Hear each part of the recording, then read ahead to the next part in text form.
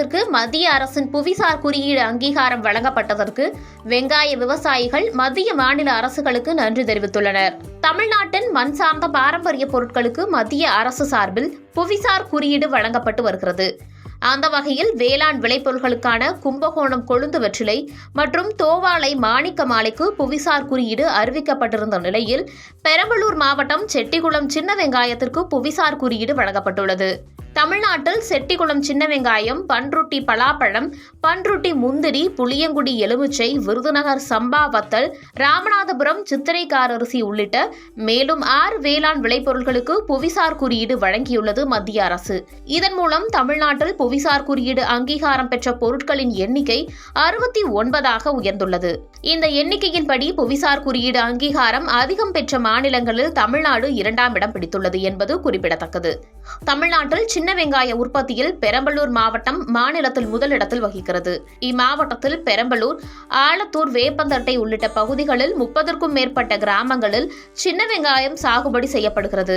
குறிப்பாக செட்டிகுளம் மற்றும் அதை சுற்றியுள்ள கிராமங்கள் கரிசல் மண் நிறைந்த நிலப்பரப்பு என்பதாலும் வெங்காயத்திற்கு ஏற்ற தட்பவெப்பநிலை உள்ள பகுதி என்பதாலும் பாரம்பரியமாக இங்கு வெங்காயம் அதிகம் சாகுபடி நடைபெறுகிறது.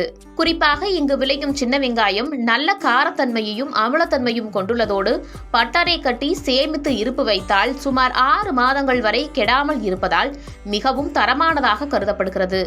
மேலும் முளைப்பு திறன் மிகுந்தது என்பதால் இங்கு விளையும் வெங்காயத்தில் பெரும்பகுதி விதை வெங்காயமாக ஏற்றுமதி செய்யப்படுகிறது.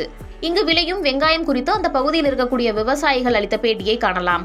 எங்கள் ஊர் வெங்காயம் நல்லா முளைப்பு தரம் கூறாக இருக்குங்க, நல்லா கெட்டியாக இருக்குங்க, அழிவு போகாது, வீணாக போகாது. நாங்கள் பட்டறை கட்டினோம்னாக்க ஒரு 8 மாதத்துலேருந்து 9 மாதம் வரலும் அதை கெட்டியாகவே இருக்கும். நாங்கள் மடக்கி ஆஞ்சு வைப்போம், வியாபாரம் பண்ணுவோம், எல்லாம் செய்வோங்க. எங்களுக்கு சின்ன வெங்காயம் 6 மாதத்து எங்கள் வெங்காயம் வச்சுருங்க, கெட்டு போகாது. அதே எங்கே தான் இருந்தாலும் எங்களுக்கு விதைக்கும் ஆகுங்க.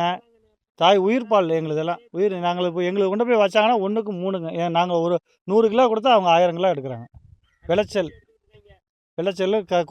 கெட்டியாக இருக்கும். எங்கள் மண்ணில் வந்து அதிக ஈல்டு எடுக்க முடியாதுங்க. எங்களை 6 டன்னு 5 to 6 டன்னு தான் எங்கள் ஏரியா எடுக்க முடியுங்க. இப்போது எனக்கு தெரிஞ்சு இது வந்து நான் வந்து 3ஆம் தலைமுறை விவசாயின்னு நினைக்கிறேன்.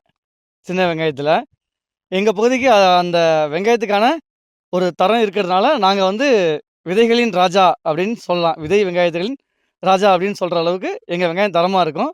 அதுக்கான அங்கீகாரம் எங்களுக்கு வந்து அரசாங்கம் கொடுத்துருக்குன்னு நினைக்கும்போது ரொம்ப சந்தோஷமாக இருக்குங்க. சின்ன வெங்காயத்தினுடைய தரம்னு சொன்னாக்க முளைப்பு திறன் நல்லா இருக்கு. முதல் பாயிண்ட், விதை இருந்தால் தான் அடுத்தாப்புல வெள்ளாமை எடுக்க முடியும். வெங்காயத்தினுடைய முளைப்பு திறன் சிறப்பம்சமாக அமைஞ்சது. இந்த மண்ணினுடைய வளத்தில் விளையக்கூடிய வெங்காயம் இந்த மாவட்டம் மட்டும் இல்லை, மற்ற மாநிலத்திலே போய் எங்கள் வெங்காயம் பேர் வாங்கிடுச்சு. அதனால் மற்ற மாநிலத்துக்காரங்க தாராபுரம், திருப்பூர், அவினாசிபாளையம் இந்த பகுதியெல்லாம் இருந்து அங்கேருந்து விதைக்காய் வேணும்னு தேடி வராங்க. நாங்கள் யாரையும் எங்கள் வெங்காயம் நல்ல வெங்காயம்னு சும்மனாச்சும் பொய் சொல்லி கொடுத்தா யாரும் ஏற்றுக்க மாட்டாங்க.